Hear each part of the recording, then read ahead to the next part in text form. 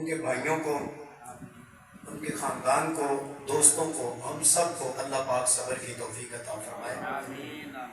صبر کے ساتھ ساتھ اللہ پاک اجر عظیم سے نوازے۔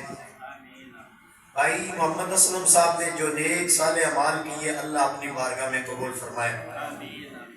جس سے وہ قاصر رہ چکے ہیں اللہ ان سب بھائیوں کی دعا کا صدقہ اللہ ان خطاؤں کو معاف فرمائے، آخرت کی ساری مندریں اللہ پاک آسان فرمائے۔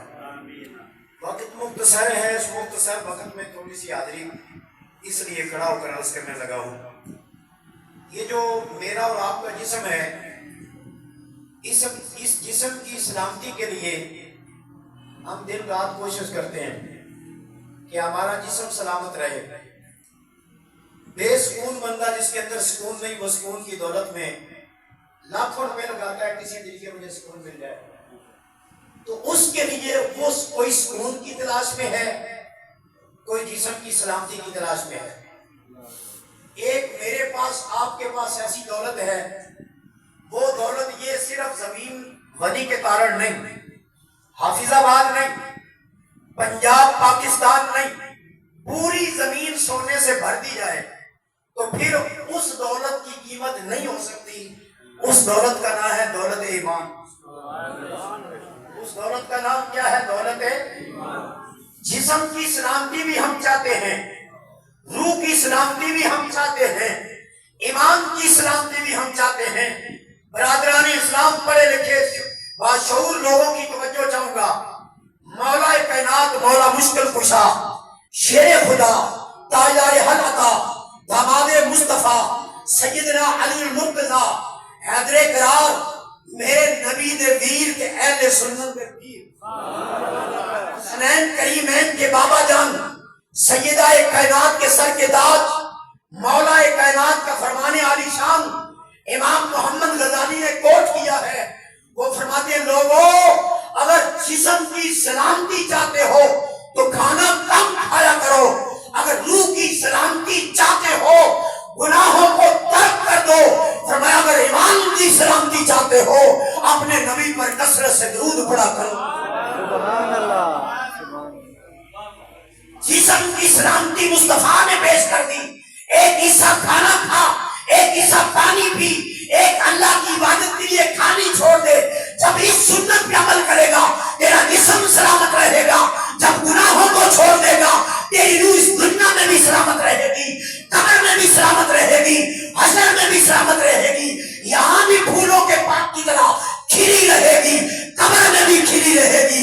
شرط یہ ہے اللہ مجھے گناہوں سے اللہ ہمیں گناہوں سے بچا لے، اللہ گناہوں سے نجات عطا فرمائے۔ اور فرمایا سب سے بڑی اور قیمتی دولت کی حفاظت چاہتا ہے تو کثرت سے درود پڑھ اور یہ اعلان کر میں سو جاؤں یا مصطفیٰ، کہتے کہتے کھلے آنکھ صلی اللہ، کہتے کہتے حبیب خدا کو نبی خدا، کہتے کہتے دوستو خدا مل گیا مصطفیٰ مصطفیٰ، کہتے کہتے تو کثرت سے درود پڑھیں گے، ایمان بھی سلامت رہے گا، نبی پاک کا قرب بھی نصیب ہوگا۔ آئیے ذرا بھائی اسلم صاحب اور حضور کی ساری امت کی نیت کر کے ایک مرتبہ بلند آواز سے پڑھیے الصلاۃ والسلام علیک یا سیدی یا رسول اللہ وعلی آلک و صحابک یا سیدی یا حبیب اللہ، الصلاۃ والسلام علیک یا خطیب الانبیاء والمرسلین وعلی آلہ و اصحابہ اجمعین۔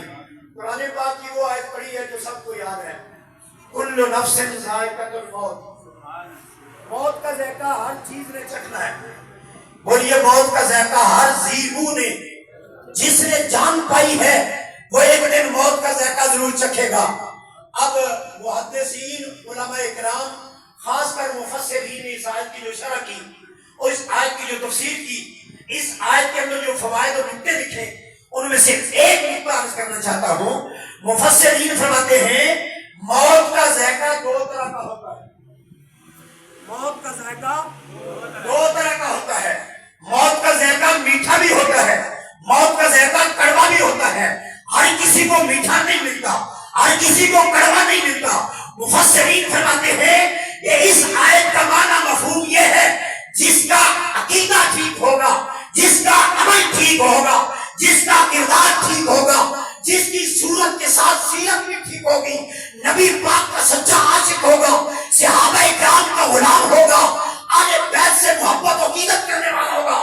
اولیاء اللہ کا بے ادب نہیں ادب کرنے والا ہوگا.